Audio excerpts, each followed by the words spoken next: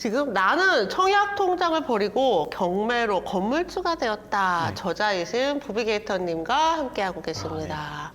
지금까지 부비게이터님이 어떻게 경매를 시작을 하셨고 또 나만의 필살기까지 알려주셨는데요. 그러면 2025년 부동산 시장을 전망하기에 앞서서 네. 현재 상황을 좀 어떻게 보시나요? 그래도 8년 동안 투자를 네. 해보셨으니까 시장의 움직임이 어떻게 움직이는지 몸소 다 체험하셨을 네. 거고 투자자라고 말하기는 모두 투자자가 꼭 투자자는 아니잖아요.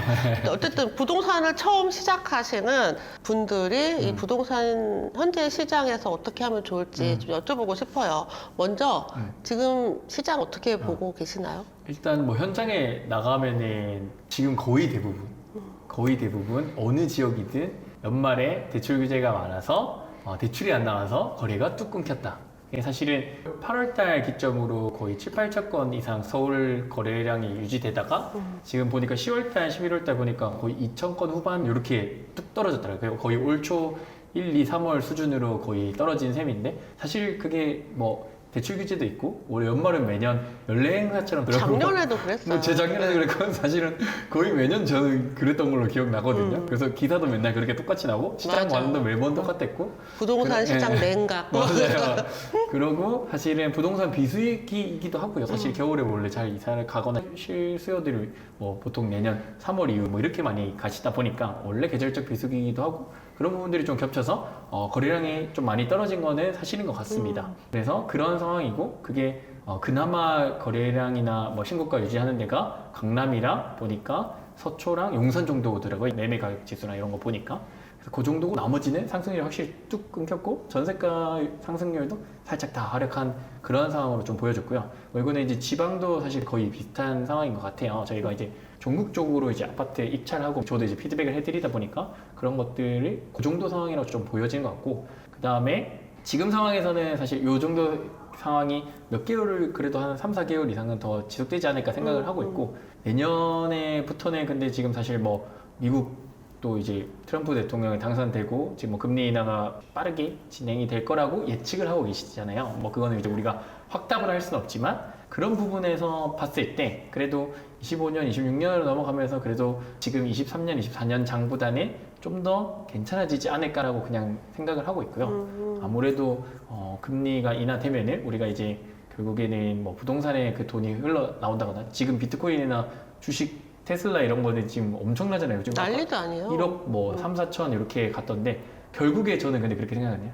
거기에서 돈 버신 분들이 결국 안전자산으로 분명히 돈을 이동시킬 거라고 생각을 하기 때문에 그런 유동성이 나중에 다시 이렇게 또 흘러서 오면은 결국 부동산에는 나는 가격 상승에 압력을 좀 주지 않을까라고 생각하고 있고 2025년을 제가 바라볼 때는 뭐 몇 가지를 좀 유의 깊게 봐야 되는데 아까 얘기한 금리가 어떻게 향방을 가져가냐 근데 그랬을 때는 사실 조금 긍정적인 편이긴 하거든요. 금리 인하의 무게가 조금 더 많이 가 있다 보니까 두 번째는 그거 지금 유동성 결국에 정부가 대출 규제나 이런 것들을 어떻게 풀어주냐에 따라서 조금 달라질 것 같긴 한데 우리 한창 핫했던 특례보금자리로 인해 이런 것들이 한번 뭐 그런 것들이 좀 나와주면은 아무래도 시장에 좀 더 이제 유동성이 흐르면서 거래나 이런 것들이 좀 가격 자극을 또 할 수 있지 않을까 생각하는데 그게 사실 뭐 기한은 없죠. 그렇죠. 그리고 그때는 워낙 상황이 안 좋다 보니까 정부에서 임시 방편책으로 이제 그렇게 진행한 거라 이제 그런 부분들은 어쨌든 DSR을 뭐 풀어준다거나 근데 사실 지금 제가 생각했을 때는 당분간은 그럴 일은 없다라고 보고 있어서 그거에서는 조금 아쉬운 부분들이 있지만 그리고 세 번째로 봐야 될 게 정부 규제가 완화되냐 되게 심화되냐 했을 때 사실 그 스탠스도 조금 규제가 심한 쪽으로 가지 않나 웬만하면 시장이 조금만 풀어지면 가격이 막 왔다 갔다 하니까 정부 입장에서 사실 그게 쉽진 않을 거라 생각하거든요. 그래서 그런 부분들 때문에 엄청 크게 상승한다 뭐 이런 것보다는 잔잔하게 그래도 조금씩 꿈틀꿈틀 거리지 않을까 정도로 그냥 보고 있습니다. 그냥 단순히 제 견해입니다. 네. 그러니까 지금 현재 상황과 크게 다르진 않지만 조금 나아질 것 같다. 그 정도로 네. 일단 보고 있긴 합니다. 사실 저도 되게 오랫동안 부동산 시장에 있었잖아요. 근데 늘 새로운 변수가 나타나더라고요. 그래서 저도 맨날 인터뷰 갈 때마다 물어봐요. 내년은 어떻게 될 것 같냐. 근데 잘 모르겠어요. 맞아요. 잘 네. 모르겠다. 네. 이게 저는 정답이라고 생각은 하는데, 근데 그렇다고 막 확 좋아지거나, 또 확 나빠지거나, 그럴 만한 특별한 이슈가 있는 것도 아니라, 지금 우리 한 2년 정도 좀 부동산 시장이 좀 이렇게 많이 좀 고생하신 분들이 많았거든요. 근데 그만은 하지 않지 않겠나. 네. 맞아요. 라는 생각이에요. 근데 이제 경매 시장으로 그걸 돌려서 보면 경매는 꽤 큰 기회가 될 거예요. 아마 지금도 25,000개 물건이 떠 있잖아요. 네. 원래 이렇게 많이 안 떠 있잖아요. 코로나 때 8,000개였던 거 아시죠? 네. 네. 그래서 선택의 폭이 너무 많은 거예요. 물반 고기반. 그래서 사실 지금 이제 경매를 시작하시는 분들한테는 더할 나위 없이 좋은 타이밍이 아닌가. 옛날에 제가 경매 시작했을 때랑 되게 비슷해요. 저는 그때 좋은지 몰랐지. 초보니까. 네. 그냥 부동산 시장 안 좋다. 그때 조금 더 안 좋았던 것 같기는 한데, 어쨌든 이게 지지부진하다. 이게 시장으로 보면은 그렇지만 경매 투자를 처음 시작하시는 분들 입장에서는 기회의 시기다. 그쵸. 네, 네. 이렇게 보입니다. 맞습니다. 아직 여전히 계속 낙찰가율이 올라간다 어쩐다 이렇게 얘기는 하지만은 정말 좋은 낙찰이 너무 많아요. 네, 맞아요. 네. 그래서 그런 부분들이 아직 여전히 기회가 있고 그리고 경매는 한번 배워두면 어쨌든 평생 쓸 수 있는 거니까 뭐 시기가 당연히 이런 장이면 더 좋고 아니어도 한번 배워두고 나중에 하락장이나 조금 장이 더 안 좋아졌을 때 훨씬 더 싸게 살 수 있는 기회들은 뭐 언제든 열려 있을 테니까 한번 배워두시면 좋을 것 같고 그 다음에 얘기하신 대로 지금 사실 뭐 지역마다 다르고 물건마다 낙찰가율이 천차만별이라 사실은 지금 뭐 금리가 높았을 때는 상가나 뭐 예를 들어 뭐 그 아파트형 공장, 왜 지식산센터 이런 것들은 낙찰가율이 또 낮거든요. 그냥 그런 거에서 또 기회를 볼 수도 있는 거고 되게 그냥 이제 여러 가지 그 기회가 열려 있으니까 저는 뭐 지금 충분히 괜찮다고 보고 있습니다.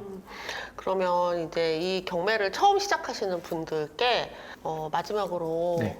이렇게 시작을 하세요라고 조언을 해드린다면 어떤 게 있을까요?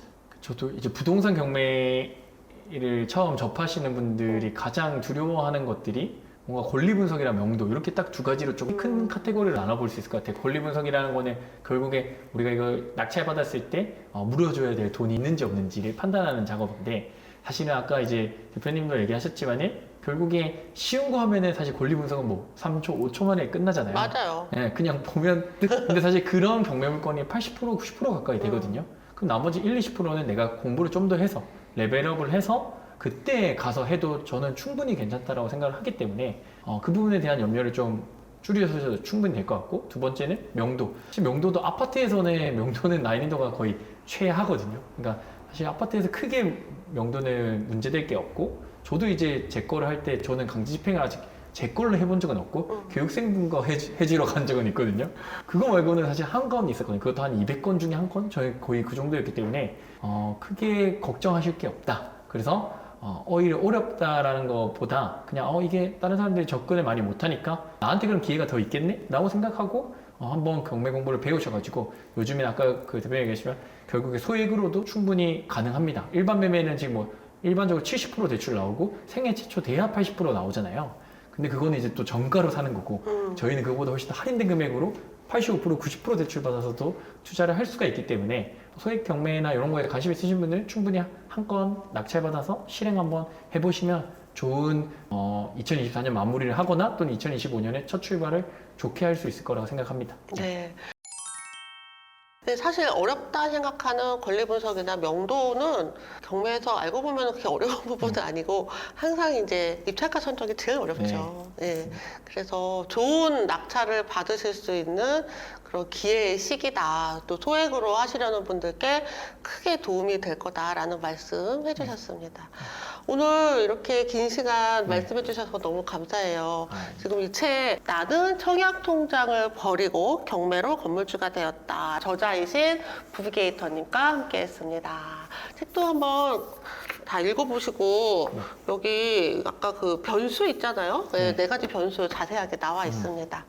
자, 오늘 좋은 말씀 감사합니다. 네, 감사합니다. 감사합니다. 감사합니다.